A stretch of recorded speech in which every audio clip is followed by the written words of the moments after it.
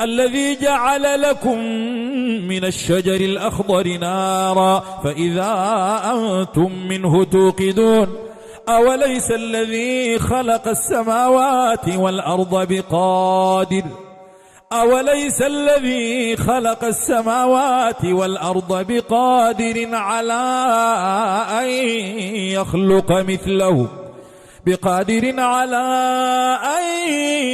يخلق مثله بلى وهو الخلاق العليم إنما أمره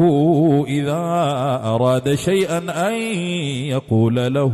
كن فيكون فسبحان الذي بيده ملكوت كل شيء وإليه ترجعون.